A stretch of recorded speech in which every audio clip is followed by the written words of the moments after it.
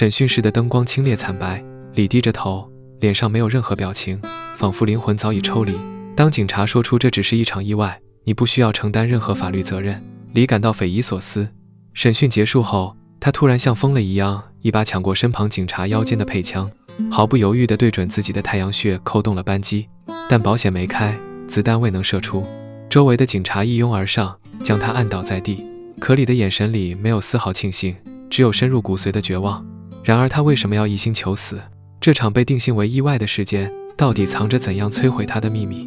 故事还要从几年后的波士顿说起。彼时李的生活像他居住的地下室一样，阴暗又潮湿，甚至连气都透不顺畅。